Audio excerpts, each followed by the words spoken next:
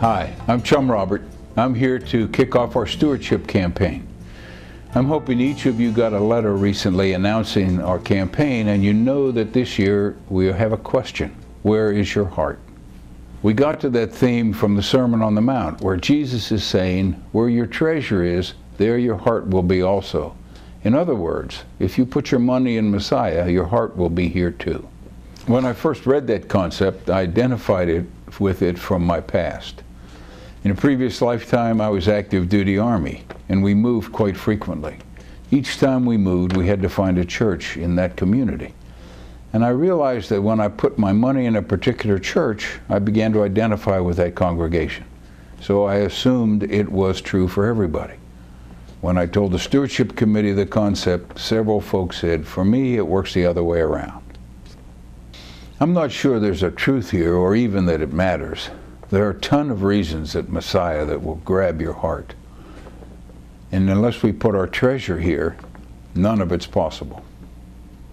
In every campaign, we're asked to prayerfully consider how much we'll give next year. The Bible says that we honor God when we give Him our offerings, and that we rob Him if we don't give Him our tithe. I don't know about you, but when I first started thinking about giving 10% of my income to the Lord, the number was almost unthinkable. I did our bills, and I knew there wasn't that much money in our world. It's very clearly what the Bible says. Not only that, it says when you give a tithe, you'll have more blessings than you can count. Even though I'd read those scriptures, it still felt scary. Then Messiah had a Capitals Fund campaign. We had joined the church about a year earlier, and I wanted to pledge. Carol, my wife, and I talked about how much, and I suggested a number I thought we could handle. She had a bigger number in mind.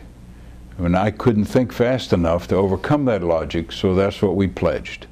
A year later, I was doing our taxes, and I compared our contributions to our income, and guess what? We had given 10% to God. The interesting thing was that the bills were still getting paid, and we were richly blessed. Wow. Most folks are more aware of tithing than I was. Usually, they have a plan to get there, like increase incrementally each year, or give their raises to God until they reach 10%, or some other plan. The interesting thing to me is that every time I hear a storyteller, he's thankful to God for His blessings. In the next 3 weeks, you'll hear from different folks about their story. Our hope is that they'll inspire you and give you some things to pray about and to talk with each other about and our Father as you consider what piece of your treasure you can put in Messiah.